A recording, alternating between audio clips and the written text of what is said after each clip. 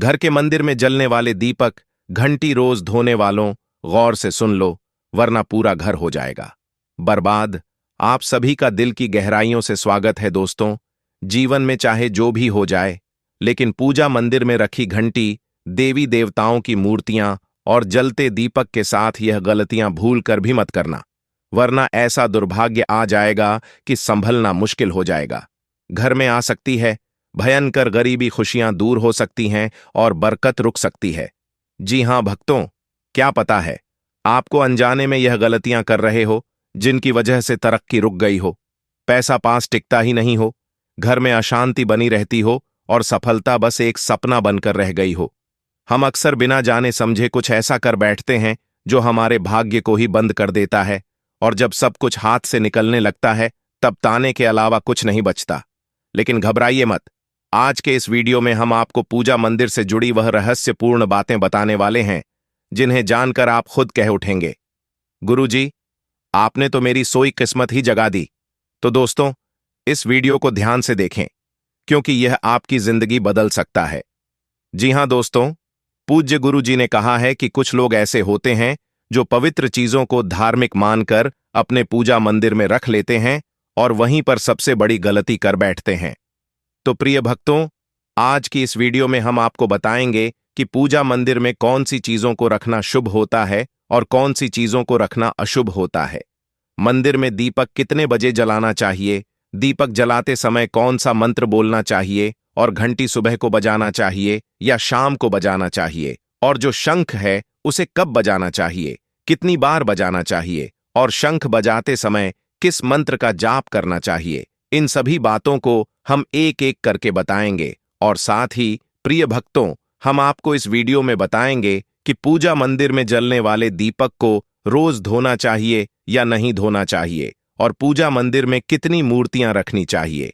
इन सभी 7 से 8 बातों पर आज हम विस्तार से चर्चा करेंगे, तो आप लोग अपने फायदे के लिए इस वीडियो को अंत तक जरूर देख कर जाए, क्योंकि भक्तों, ऐसी जानकारी आपको लाखों करोड़ों रुपए खर्च करने के बाद भी नहीं मिलेगी और ना ही कोई बताएगा।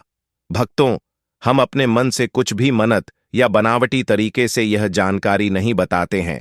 हम ज्योतिष शास्त्र, धर्मशास्त्र और आर्षि मुनियों से प्राप्त ज्ञान को सरल भाषा में आप तक पहुंचाने का प्रयास करते हैं, जिससे कि हर वह जानकारी आपको फ्री और मुफ्त में प्राप्त हो सके। तो आप लोग इस वीडियो को अंत तक जरूर देख लीजिएगा। प्रिय भक्तों, आपको एक बात हम और बता दें कि एक भक्त ने कमेंट करके पूछा था कि गुरुजी, हम पूजा पाठ तो बहुत करते हैं, लेकिन हमको पूजा पाठ का कोई फल प्राप्त नहीं होता है और हमें नुकसान होता है। तो मैं आपको इस वीडियो में इसके पीछे छुपे रहस्य के बारे में भी बताऊंगा, तो अंत तक वीडियो में बने रहिएगा। और साथ ही प्रिय भक्तों, वीडियो को एक प्यारा सा लाइक जरूर करें और आपके अपने चैनल को सब्सक्राइब जरूर करें, ताकि ऐसी जानकारी आपको सबसे जल्द प्राप्त हो सके। दोस्तों देखिए, बात ऐसी है कि हमारा काम तो है सलाह देने का, हम तो केवल सलाह ही दे सकते हैं। अब आप इसको मानो या ना मानो, आपकी मर्जी, लेकिन भक्त एक बात जरूर कहेंगे कि अगर मान लोगे तो आपका बेड़ा पार हो जाएगा। इस वीडियो को अंत तक देखने के बाद आपको किसी भी प्रकार की परेशानी का सामना नहीं करना पड़ेगा। आगे आपकी मर्जी, आप खुद ही इतने समझदार हो। तो चलिए भक्तों, इस वीडियो में हम ज्यादा बकवास ना करते हुए वीडियो को शुरू करते हैं। भक्तों, पूज्य गुरुजी कहते हैं कि पूजा हम सभी के जीवन का अहम हिस्सा है और सभी लोग किसी ना किसी देवी देवता की पूजा तो जरूर करते हैं। कोई देवी देवता की पूजा करता है तो कोई भगवान श्री विष्णु की पूजा करता है और उनकी पूजा करने का फल भी मिलता है। लेकिन क्या आप जानते हैं कि कई बार छोटी छोटी गलतियां हमारी पूजा का पूरा फल मिलने में रुकावट बन जाती है। यह गलतियां अक्सर अनजाने में होती हैं और हम इन्हें छोटी मोटी बात समझकर नजरअंदाज कर देते हैं। हमारे शास्त्रों में इन बातों का विशेष उल्लेख किया गया है ताकि हम पूजा में पूर्ण फल प्राप्त कर सके। आज के इस वीडियो में हम बात करेंगे घर के मंदिर में दिए और घंटी के सही उपयोग और उनकी देखभाल के बारे में। क्या दिए को रोजाना धोना चाहिए या फिर हफ्ते में 1-2 बार धातु का दिया हो तो उसकी सफाई कब करनी चाहिए, और मिट्टी के दिए का उपयोग किन अवसरों पर करना चाहिए। साथ ही मंदिर में किस प्रकार की घंटी का उपयोग करना चाहिए, इसे कितनी बार बजाना चाहिए और कब बजाना चाहिए? क्या शाम की पूजा में हमें घंटी बजाना चाहिए? इन सभी सवालों के जवाब आपको इस वीडियो में मिलेंगे। भक्तों, इस वीडियो को पूरा देखना बेहद जरूरी है, क्योंकि अधूरी जानकारी कभी-कभी गलत परिणाम पैदा कर सकती है। इसीलिए आप वीडियो को पूरा ही देखें, आधा अधूरा ना देखें। कई लोग होते हैं जो वीडियो को बीच-बीच से देखते हैं, काट-काट कर देखते हैं, और फिर ऐसे व्यक्ति को जीवन में कभी सफलता हासिल भी नहीं हो सकती। इसलिए वीडियो को आधा अधूरा छोड़कर ना जाएं। आप वीडियो को पूरा ही देखा करें, क्योंकि इस ज्ञानवर्धक जानकारी को हमने आपकी सुविधा के लिए सरल और स्पष्ट भाषा में प्रस्तुत किया है। भक्तों, कुछ लोग ऐसे होते हैं जो नाच नौटंकी और अर्धनग्न लड़कियों और लड़कों की वीडियो को भर भर के देखते हैं और फटाफट लाइक और सब्सक्राइब करते हैं और वीडियो को पूरा भी देखते हैं, और जो हम जानकारी बता रहे हैं इसको आधा अधूरा छोड़कर चले जाते हैं, लाइक और सब्सक्राइब भी नहीं करते। तो मैं उन भक्तों को बता दूं कि क्यों अपने जीवन को अंधकार में डाल रहे हैं। ऐसी जानकारी आपको कोई नहीं बताएगा। आगे आपकी मर्जी, देखो या ना देखो। तो चलिए भक्तों, इस वीडियो पर ज्यादा सफाई ना देते हुए वीडियो को शुरू करते हैं। सबसे पहले बात शुरू करते हैं मिट्टी के दिए से। यह दिवाली और अन्य धार्मिक त्योहारों या पूजा पाठ अनुष्ठानों पर प्रायः उपयोग किया जाता है। घर के मंदिर या दरवाजे के पास इसे जलाना बहुत शुभ माना जाता है, लेकिन जब इसे मंदिर में रखा जाता है तो इससे जुड़ी परंपराएं अलग हो जाती हैं। मिट्टी के दिए को शुभता का प्रतीक माना गया है। आप इसे अपने घर के मंदिर में उपयोग कर सकते हैं, क्योंकि यह किसी भी प्रकार के वास्तु दोष का कारण नहीं बनता। हालांकि इसे मंदिर में उपयोग करने का एक नियम है। मिट्टी के दिए को केवल एक बार जलाने के बाद दोबारा मंदिर में नहीं रखना चाहिए। हर बार नया मिट्टी का दिया उपयोग करना शुभ माना गया है। भक्तों, आगे इस वीडियो में हम आपको बताएंगे कि मंदिर की घंटी को कब और कैसे साफ करना चाहिए और इसे कितनी बार बजाना चाहिए, इसलिए वीडियो को अंत तक जरूर देखकर जाइएगा। और भक्तों, आपसे एक छोटा सा निवेदन करते हैं कि आप सब्सक्राइब करके वीडियो को एक लाइक जरूर करें। तो चलिए भक्तों, आपका ज्यादा समय बर्बाद ना करते हुए वीडियो को आगे बढ़ाते हैं। दोस्तों, धातु के दियों के बारे में बात करें तो भक्तों, आपने देखा होगा कि लोग पीतल या तांबे के दियों का इस्तेमाल करते हैं। यह दिए न सिर्फ दिखने में सुंदर होते हैं, बल्कि इनका धार्मिक महत्व भी है। अगर आप भी इनका उपयोग करते हैं तो इनकी सफाई बहुत जरूरी है। इन्हें रोज धोकर साफ करना चाहिए, और सबसे अच्छा तरीका है गंगा जल से इनकी शुद्धि करना। गंगा जल से इन्हें धोने से दिए की पवित्रता और घर में सकारात्मक ऊर्जा बनी रहती है। इस आदत को रोज अपनाएं, क्योंकि हफ्ते में 1 या 2 बार धोने से यह पूरी तरह से शुद्ध नहीं हो पाते। अब बात करते हैं घर के मंदिर में रखी घंटी के बारे में। घर के मंदिर में अक्सर पीतल की घंटी देखी जाती है। पीतल की घंटी की ध्वनि सकारात्मक ऊर्जा को बढ़ाती है और नकारात्मक ऊर्जा को दूर करती है। ध्यान रखें, घंटी को कभी भी दक्षिण दिशा में न रखें, क्योंकि इसे अशुभ माना जाता है। घंटी को पूजा स्थल के पास या मंदिर के प्रवेश द्वार पर रखना चाहिए। सबसे शुभ घंटी वह होती है जिस पर गरुड़ की नक्काशी बनी हो। इसे गरुड़ घंटी कहा जाता है और यह सबसे उत्तम मानी जाती है। अब जानते हैं कि घर में घंटी को कितनी बार बजाना चाहिए। भोग लगाते समय घंटी को 5 बार बजाना चाहिए। ऐसा करने से भगवान भोग को जल्दी स्वीकार करते हैं। पूजा के दौरान घंटी को जोर से या लगातार नहीं बजाना चाहिए। इसे केवल 3 बार ही बजाना चाहिए। घंटी को हमेशा दाहिने हाथ से बजाएं और मुख आपके सामने की तरफ होना चाहिए। साथ ही भक्तों, घंटी को कभी भी दक्षिण दिशा में नहीं रखना चाहिए, क्योंकि यह किसी भी पूजा सामग्री के लिए अशुभ मानी जाती है। जब भी घंटी मंदिर में रखें, ध्यान रखें कि इसका मुख पूजा स्थल की ओर हो। मंदिर में घंटी को सुबह की पूजा में ही बजाना चाहिए। शाम की पूजा में घंटी बजाने से अच्छा नहीं माना जाता।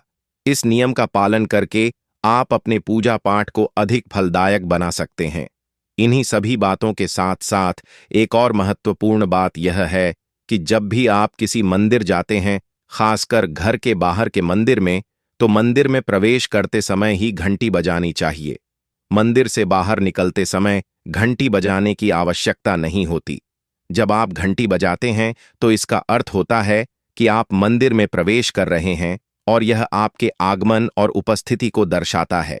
एक बार घंटी बजाने का मतलब है कि आपने भगवान के दरबार में प्रवेश कर लिया है और अब आप उनकी पूजा आरंभ कर रहे हैं। अगर आप 2 बार घंटी बजाते हैं तो इसका अर्थ है कि आप अपनी प्रार्थना या मन की बात भगवान के समक्ष रख रहे हैं। चलिए भक्तों, अब हम आपको कुछ ऐसी बातें बताने जा रहे हैं जिन्हें शायद आपको कोई ना बताए, इसीलिए इन बातों को गौर से सुनिए, जिससे आप भगवान को आसानी से प्रसन्न कर सकते हैं। लेकिन दोस्तों, उससे पहले अभी तक कमेंट बॉक्स में जय माता लक्ष्मी नहीं लिखे हैं, तो जय माता लक्ष्मी जरूर लिखना। जब आप हमारे कमेंट बॉक्स में जय माता लक्ष्मी लिखते हैं तो हमें काफी अच्छा लगता है, और आप हमारे वीडियो को लाइक करते हैं तो हमारा मनोबल बढ़ता है, जिससे कि अच्छी अच्छी जानकारी होती है आप सभी लोगों के लिए लेकर के आते हैं। चलिए भक्तों, अब हम जान लेते हैं पूजा मंदिर से संबंधित कुछ जरूरी नियम के बारे में। भक्तों, सबसे पहली बात तो पूजा करते समय आपका मुख हमेशा पूर्व दिशा की तरफ होना चाहिए। यह दिशा शुभ मानी जाती है क्योंकि इससे वातावरण में सकारात्मक ऊर्जा होता है। हालांकि पश्चिम दिशा की तरफ मुंह करके भी पूजा की जा सकती है, लेकिन पूर्व दिशा की ओर बैठना सबसे लाभकारी है। ध्यान रखें, घर की सीढ़ियों के करीब पूजा घर या पूजा स्थान बनाना शुभ नहीं माना जाता। इससे पूजा स्थल में नकारात्मक ऊर्जा का संचार हो सकता है। अगली बात, भक्तों, पूजा घर में या घर के मंदिर में भगवान का आसन हमेशा ऊंचा होना चाहिए, यानी जहां आप बैठ रहे हैं भगवान का आसन उससे कम से कम 10 इंच ऊंचा होना चाहिए। भगवान की मूर्ति या प्रतिमा की स्थापना जमीन पर करना अशुभ माना जाता है, इसलिए भगवान का आसन ऊंचा रखना जरूरी है ताकि पूजा स्थल में सकारात्मकता बनी रहे और ऊर्जा का प्रवाह सही दिशा में हो।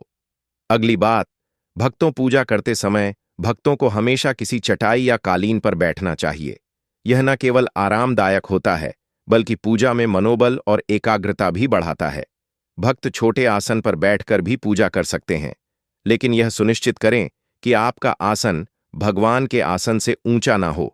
इस तरह पूजा करने से भगवान के प्रति श्रद्धा और सम्मान प्रदर्शित होता है। अगली बात, भक्तों, पूजा घर में सड़े बांसी या मुरझाए हुए फूल नहीं रखने चाहिए। इन फूलों को पूजा में शामिल करना अशुभ माना जाता है।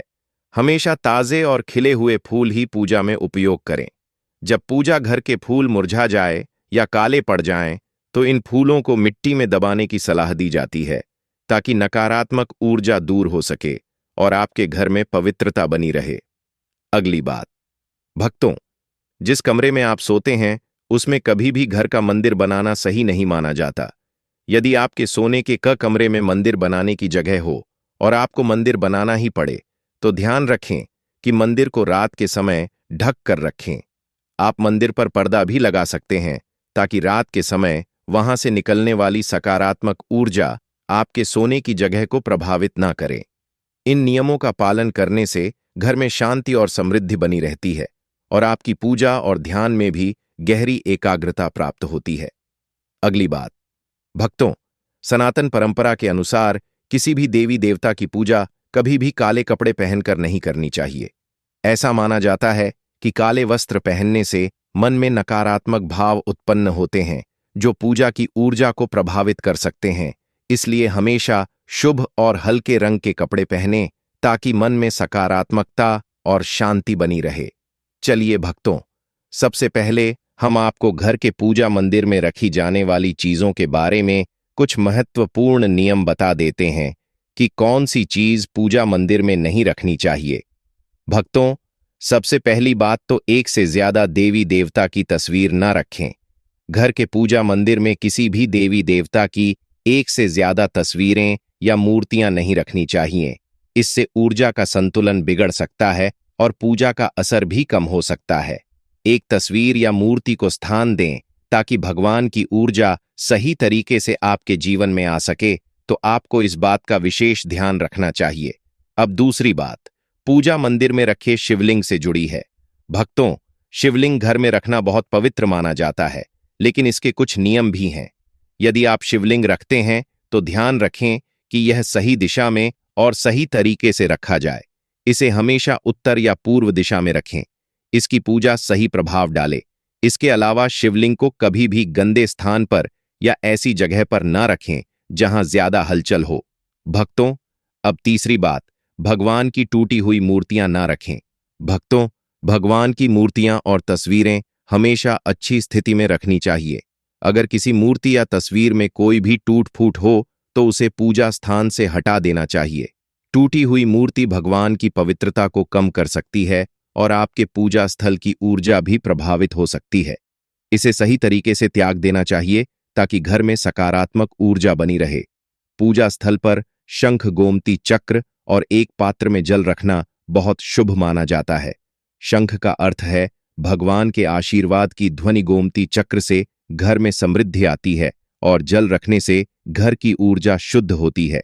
इस जल को नियमित रूप से बदलते रहे। शंख और गोमती चक्र को हमेशा साफ रखें। भक्तों, अगली बात, पूजा स्थल को हमेशा साफ और शुद्ध रखना बहुत जरूरी है।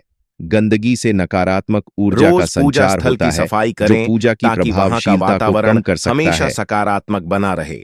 साथ ही पूजा स्थान को हमेशा व्यवस्थित और सुंदर रखें ताकि ध्यान केंद्रित करने में कोई विघ्न न आए। चलिए भक्तों, अब हम जान लेते हैं पूजा मंदिर से संबंधित कुछ नियमों के बारे में। पूजा स्थान को हमेशा घर के शांत और पवित्र स्थान पर रखना चाहिए, जैसे उत्तर पूर्व दिशा में घर में सकारात्मक ऊर्जा का संचार करती है और पूजा का प्रभाव बढ़ाती है। पूजा स्थल को कभी भी बेडरूम या रसोई के पास नहीं रखना चाहिए, क्योंकि इन जगहों पर नकारात्मक ऊर्जा हो सकती है। ध्यान रखें कि पूजा स्थल के आसपास का वातावरण साफ और व्यवस्थित हो ताकि ध्यान केंद्रित करने में कोई विघ्न ना आए। चलिए भक्तों, अब हम आपको कुछ ऐसी बातें बताएंगे जिन्हें शायद आपको कोई भी ऐसी बातें लाखों करोड़ों रुपए खर्च करने के बावजूद भी ना बताएं। लेकिन प्रिय भक्तों, उससे पहले आपसे एक छोटा सा निवेदन करते हैं कि अगर आप सब्सक्राइब करके वीडियो को एक लाइक जरूर करें।